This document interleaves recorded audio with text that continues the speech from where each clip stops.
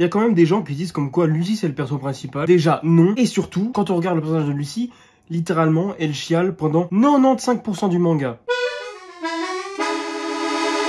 Salut à tous, c'est Manga pour une nouvelle vidéo. Aujourd'hui, on va parler du personnage de Lucy. Parce que voilà, en fait, on m'a soumis l'idée dans les commentaires de justement donner mon avis sur un personnage. J'avais déjà fait le cas un peu sur Lucy en répondant à une vidéo de je sais plus comment est-ce qu'elle s'appelle, Nina quelque chose. Et je me dis, du coup, je vais réitérer l'expérience, surtout que là, sera beaucoup plus fluide et que du coup, il y aura du montage, sera bien foutu. Contrairement à l'autre vidéo qui est plutôt une vidéo réaction et puis c'est un peu bancal.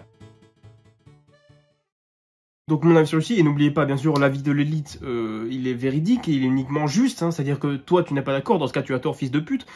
Je rigole. Quand on regarde le personnage de Lucy, parce que je sais que c'est un personnage bien apprécié et tout, genre qu'il y a du développement, parce que c'est vrai quand même qu'elle a un plutôt bon développement en soi, même si elle est très useless en termes d'activité dans le manga, elle a quand même un développement. Qu'un truc que j'ai remarqué, c'est que Lucy en fait, elle jouit, et je parle pas de hentai chelou ou quoi que ce soit, non, elle jouit en fait des exploits de ses prédécesseurs et ancêtres en fait, comme Layla Artfilia ainsi que Anna Artfilia. Anna Artfilia du coup qui a envoyé les Dragon Slayer 400 ans plus tard avec Eclipse. Layla Artfilia, sa mère qui à la base possédait littéralement une grande majorité des clés du Zodiac, justement tous ces exploits avec Zelef, le plan Akaknologia. J'ai vraiment l'impression que Lucy elle jouit de cette gloire là alors qu'en vrai elle ne la mérite pas du tout. Vraiment si on regarde ses actions dans le manga, déjà jusqu'à l'arc Tartaros elle ne fait que chialer et sert à rien. Boum, preuve.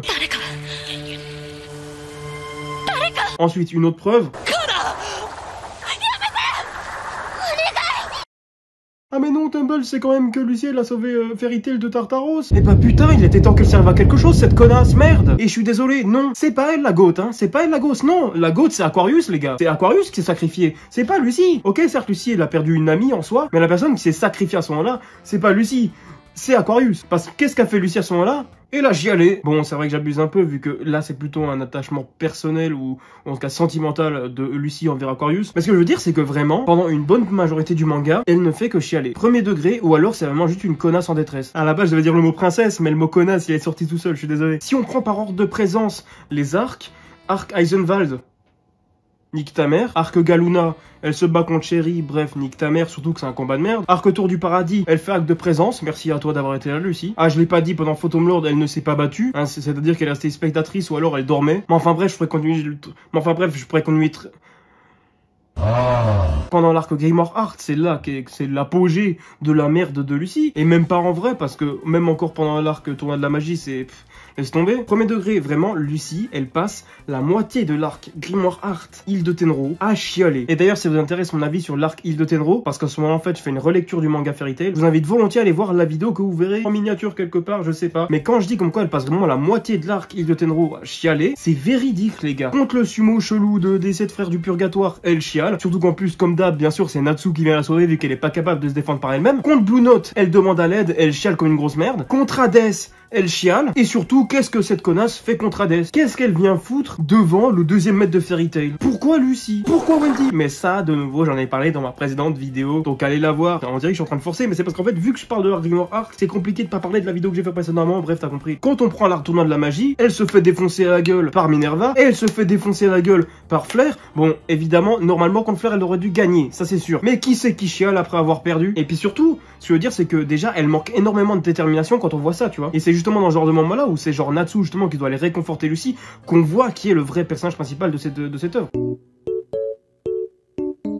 Et c'est vraiment dans ce genre de moment où je vois Natsu genre aller réconforter Lucy parce qu'elle chiale comme une grosse merde que je me dis comment est-ce que des gens font pour penser que Lucy c'est le perso principal. Surtout que à ce moment-là du manga, elle a encore rien fait, elle n'est même pas encore capable de se battre par elle-même. Elle doit encore appeler les esprits, même Loki, et lui a sauvé le cul des milliers de fois. Alors que Tartaros, c'est vrai qu'elle a été plutôt utile et il était temps quand même, putain. Parce que je veux dire c'est que là on est quand même à Tartaros, on est littéralement aux 3/4 du manga, d'accord? C'est-à-dire quand même que ça fait assez longtemps qu'elle ne sera rien, la meuf. Et enfin, on arrive à Arbalès. Enfin, elle sert à quelque chose. Enfin, elle arrête un peu d'être une connasse princesse en détresse. Et enfin, elle se bat par elle-même. C'est-à-dire que maintenant, elle a enfin les Stardress permettant de plus ou moins, il me semble, je pense qu'elle a un bout des pouvoirs de ses esprits. Je sais plus trop parce qu'il faudrait que je me relise la fin de Fairy Tail. Mais justement, en fait, pour l'instant, j'en suis pas encore à là. Pour l'instant, je suis encore à l'ellipse, en fait. L'ellipse des 7 ans, qui est passé comme ça d'un coup. Mais ça, j'en parlerai quand j'aurai fini l'arc et quand je ferai ma review de l'arc. Mais ce que je veux dire, c'est que enfin, au dernier arc de Fairy Tail, elle peut enfin se battre par elle-même. On a dû tellement attendre longtemps pour que Lucy, elle ait une vraie plus-value en tant que personnage de l'œuvre. Parce que pour l'instant, là, en fait, elle servait seulement à alimenter le scénario du manga, mais elle ne servait pas en tant que personnage. Elle n'avait pas, je savais pas qu'elle a pas de développement, mais ce que je veux dire, c'est qu'elle avait rien qui faisait réellement avancer le manga. Je sais pas si tu vois ce que je veux dire. Parce qu'on dirait que dans ma phrase, genre, tu sais, je dis comme quoi, genre, c'est comme un personnage comme Rebi, sauf que non, en fait.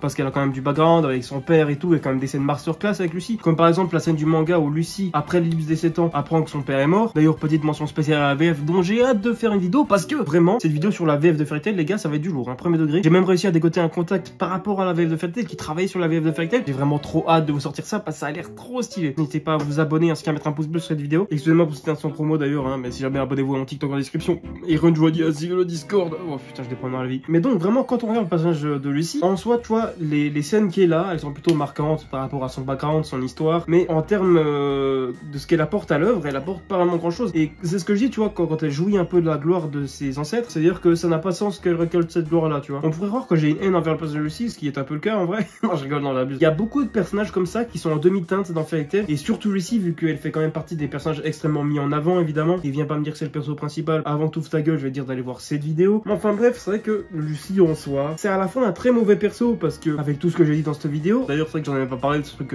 fan service tout le bordel de cette mise en avant de Lucy, mais ça c'est plutôt un problème de l'auteur. Mais enfin bref, de toute façon j'aurai largement le temps d'en parler dans mes reviews des prochains arcs de Fairy Tail, de là où j'en suis. Donc la prochaine review des arcs de Fairy Tail de ma lecture, ça devrait être sur l'arc du coup tournoi de la magie ou les jeux intermagiques pour les gens qui regardent la VF de l'anime.